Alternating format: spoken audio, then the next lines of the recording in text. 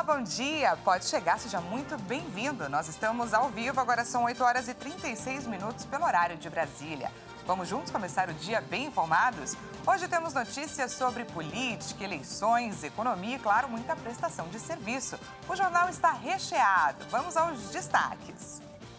Inadimplência nos pequenos negócios atinge o menor nível da série histórica. Queda na inflação faz Banco Central não mexer na taxa Selic. Prisioneiras ucranianas são libertas e relatam terem sofrido todo tipo de abuso enquanto estiveram sob o domínio das forças russas. E ainda, Catar relaxa as medidas anti-Covid e anuncia que deixará de exigir teste para visitantes antes da Copa. Tudo isso a partir de agora. A inadimplência nos pequenos negócios atinge o menor nível dos últimos 2 anos. O levantamento do Sebrae apontou que pouco mais de 20% das micro e pequenas empresas aqui no Brasil estão endividadas. Vamos conferir. Uma pesquisa realizada pelo Sebrae em conjunto com o IBGE revelou que 24% das pequenas empresas estão endividadas. Esse foi o menor nível registrado na série histórica iniciada em março de 2020.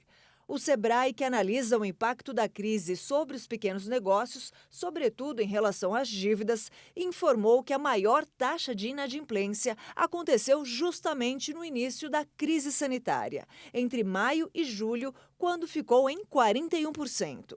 Com a retomada da economia e volta gradual à normalidade, o número diminuiu. Há um ano estava em 31%. O levantamento também diz que 37% dos pequenos negócios estão com as dívidas sob controle, enquanto 39% não apresentam dívidas. No mesmo período de 2021, em outro levantamento realizado pelo Sebrae em conjunto com a FGV, chegou-se à conclusão que 35% das empresas não possuíam dívida alguma e 35% também estavam inadimplentes. Parte dos empresários realizou investimento nos últimos meses, sobretudo em relação à aquisição de máquinas, equipamentos e instalações. Confirmando a previsão do mercado financeiro, o Comitê de Política Monetária do Banco Central manteve a taxa básica de juros em 13,75%. A decisão foi tomada ontem por unanimidade na penúltima reunião do ano. A queda da inflação fez o Banco Central do Brasil não mexer na taxa Selic. Por unanimidade, o Comitê de Política Monetária, o Copom, manteve a taxa em 13,75% ao ano. A decisão era esperada pelos analistas financeiros. Em um comunicado, o Copom informou que manterá os juros pelo tempo necessário para segurar a inflação e julgou o nível adequado para lidar com as incertezas sobre a economia brasileira. O órgão, porém, não descartou a possibilidade de novos aumentos caso a inflação não caia como o esperado. A taxa continua no maior nível desde janeiro de 2017, quando também estava em 13,75% ao ano. Foi a segunda vez seguida que o Banco Central não mexeu na Selic, que permanece nesse nível desde agosto. Orientar e coagir funcionários a votarem em um candidato específico é crime. Atualmente, o Ministério Público do Trabalho apura mais de 1.500 denúncias de assédio eleitoral aqui no Brasil e alguns casos já renderam multas pesadas. Na Bahia, um empresário do agronegócio terá que pagar uma indenização de R$150 mil por danos morais depois de ser flagrado orientando os empregados a levarem o celular para dentro da cabine e comprovar o voto no candidato de preferência dele. Ele também foi obrigado a publicar um vídeo nas redes sociais informando que assediar funcionários é crime. Essas foram as exigências estabelecidas no Termo de Ajustamento de Conduta, um TAC, assinado junto ao Ministério do Trabalho. Em outro caso, uma empresa de confecção de roupas em Fortaleza também teve que assinar um TAC depois de fazer propaganda para um candidato, fixando cartazes e veiculando vídeos de campanha eleitoral na fábrica.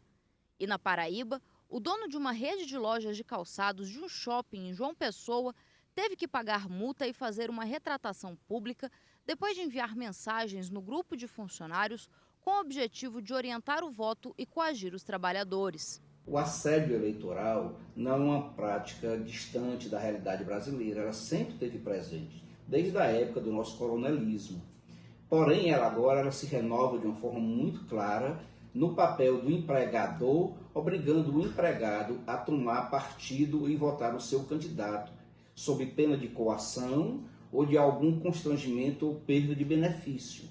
Isso é que caracteriza o assédio eleitoral, e ele pode ser apenado tanto criminalmente como junto ao Ministério do Trabalho e à Justiça do Trabalho, com dano por reparação de danos morais e danos, inclusive, causando até possibilidade de rescisão do contrato de trabalho. O Ministério Público do Trabalho apura atualmente 1.572 denúncias de assédio eleitoral contra mais de 1.200 empresas do país. As regiões com maior número de ocorrências são Sudeste, Sul e Nordeste. 55 recomendações foram expedidas pelo órgão e 12 termos de ajustamento de conduta assinados por empresários suspeitos de coagir funcionários a votarem um candidato indicado. No primeiro turno das eleições, o Ministério Público do Trabalho recebeu 61 denúncias contra 52 empresas. Em 2018, foram 212 denúncias de assédio eleitoral em 98 empresas. Os trabalhadores que se sentirem coagidos pelos empregados devem denunciar ao Ministério do Trabalho ou à Justiça Eleitoral. Faltam 3 dias para o segundo turno das eleições, quando todo o Brasil vai voltar às urnas para escolher quem vai ser o presidente da República pelos próximos 4 anos. Em 12 estados também acontece o segundo turno para governador. Além disso, eleitores de 8 municípios brasileiros vão às urnas para eleger novos prefeitos e vice-prefeitos em eleições suplementares. A ordem de votação é primeiro voto para governador, depois para presidente e, por último, para prefeito. Hoje é o último dia em que a Justiça Eleitoral autoriza a realização de atos públicos e comícios. E a propaganda eleitoral gratuita no rádio e na televisão acontecerá até essa sexta-feira. E atenção, o eleitor tem só até sábado para baixar o e-título. Vale lembrar que a versão digital pode substituir o título de eleitor e o documento com foto. Quem já usou o aplicativo no primeiro turno ou anteriormente em outras eleições já tem o título de eleitor digital e não precisa emitir o documento novamente. O Tribunal Superior Eleitoral orienta os eleitores que ainda pretendem ter a versão digital do título a se organizarem e evitarem baixar o aplicativo de última hora. É preciso ter um registro na Justiça Eleitoral para emitir o documento, que depois vai poder ser acessado a qualquer momento. Com o e-título é possível acessar vários recursos, como consulta do local de votação, formulário de justificativa para ausência, entre outros. O uso do aplicativo não é obrigatório e funciona como uma alternativa digital para o documento impresso com foto. Na hora de votar, o eleitor pode levar apenas o celular com o e-título, desde que esteja com a biometria em dia com a Justiça Eleitoral. Se a sua foto não estiver aparecendo no aplicativo, não poderá ser usado para liberar o acesso à urna.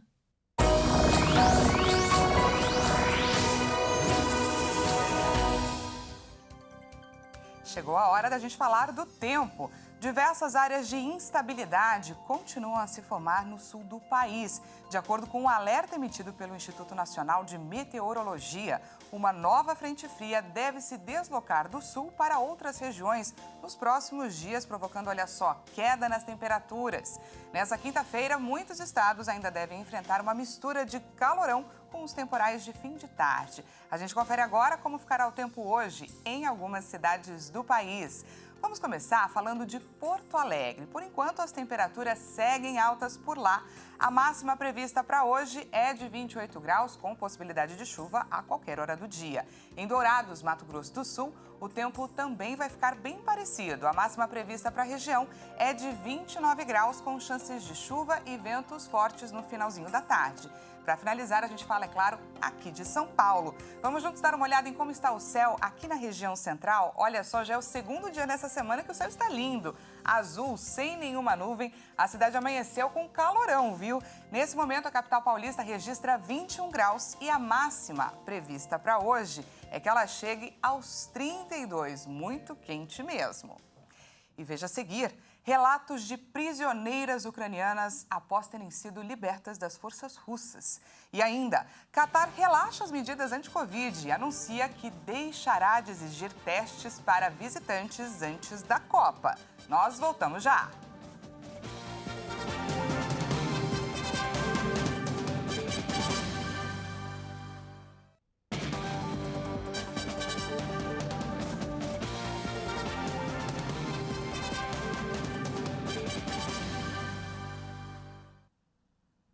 Seja bem-vindo mais uma vez, já estamos de volta. Agora são 8 horas e 50 minutos pelo horário de Brasília.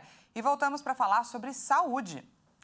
A cidade de São Paulo vai estender a campanha de vacinação contra a poliomielite por tempo indeterminado. Segundo a Secretaria de Saúde, o mutirão multivacinação também continua. Vamos conferir os detalhes.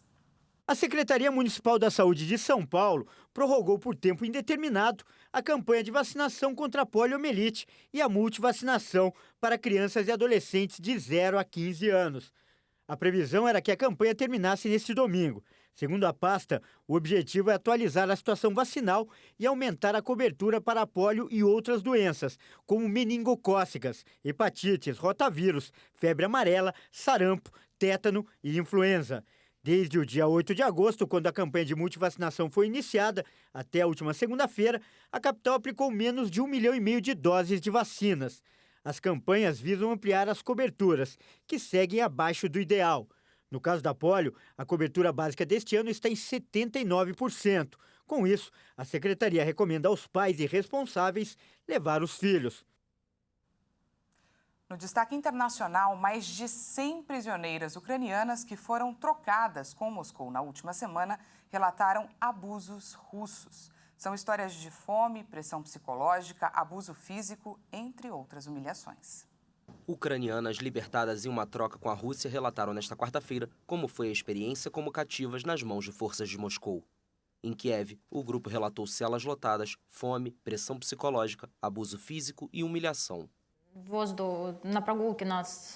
Geralmente não éramos levadas para caminhadas. Raras foram as ocasiões em que podíamos sair para respirar um pouco de ar fresco. Eles nos mantiveram em celas com arenque e um frasco. Muitas pessoas em uma pequena área da cela da prisão.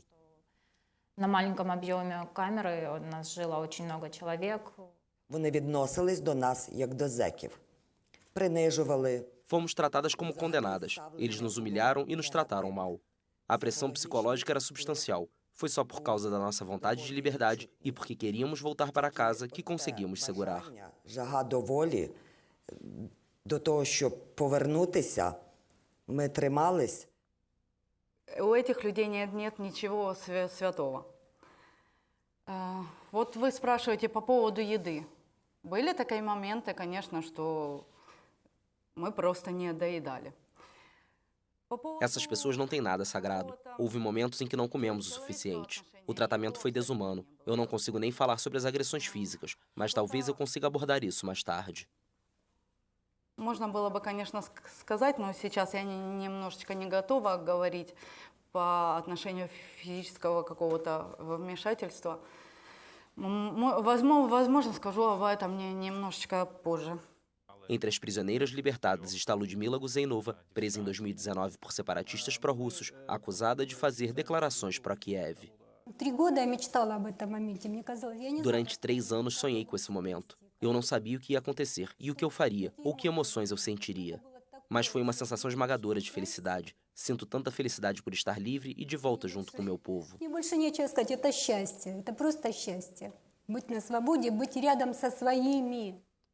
Na última semana, o governo da Ucrânia anunciou a libertação de 108 mulheres, a maioria militares, em uma troca com Moscou. Kiev estima que milhares de ucranianos ainda são mantidos como prisioneiros de guerra pela Rússia. O governo da Bolívia anunciou que vai suspender temporariamente as exportações de alimentos a partir desta quinta-feira. A decisão vem em meio a temores de uma possível escassez por conta das manifestações nas regiões agrícolas do país. Após 5 dias de greves lideradas pela oposição nas regiões agrícolas do país, o governo da Bolívia decidiu suspender as exportações de soja, carne bovina, açúcar e outros 3 produtos. A região de Santa Cruz, uma das bases econômicas do país, iniciou uma greve por tempo indeterminado contra o governo do presidente Luiz Arce. Líderes sociais e empresariais estão à frente dos protestos e exigem um novo censo para atualizar as representações legislativas e investimentos para o setor produtivo do país. O governo, que havia programado o censo para novembro deste ano, decidiu adiá-lo para 2024, o que impediria de processar os novos dados antes das eleições de 2025. A greve começou no sábado, com confrontos entre críticos e simpatizantes do governo. Vários bloqueios foram feitos nas principais rodovias e estradas de Santa Cruz. Pelo menos uma pessoa morreu durante as manifestações. O Ministério da Saúde do Catar anunciou um relaxamento nas medidas anti-Covid a partir da próxima terça-feira, dia 1º de novembro. O país informou que deixará de exigir testes dos turistas. O relaxamento nas medidas anti-Covid vai entrar em vigor a partir de 1º de novembro, 19 dias antes do início do primeiro Mundial no Oriente Médio. O torneio vai trazer o maior fluxo de visitantes da história do país, que tem 2,9 milhões de habitantes. A pasta também garantiu que cidadãos catares e residentes também não vão precisar fazer testes de Covid 24 horas antes de retornarem do exterior. A Copa do Mundo, que acontece entre 20 de novembro e 18 de dezembro, é o primeiro grande evento esportivo aberto para o público desde o início da pandemia em 2020. Os organizadores catares e a FIFA querem que o torneio seja um sinal de que o mundo está superando a Covid. Mas o Ministério da Saúde advertiu que vai colocar em prática medidas especiais se a situação da pandemia no país se agravar. E faltam 24 dias para a Copa do Mundo. No Boletim Esquenta Catar de hoje, Leonardo Félix fala sobre a questão ambiental no país sede. O Catar tem um plano de ação climática para reduzir as emissões de gases de efeito estufa. Vamos conferir. Olá pessoal, este é o Esquenta Catar 2022, que traz informações e curiosidades da Copa do Mundo aqui na nossa programação. Hoje vamos falar sobre o meio ambiente no país sede do Mundial.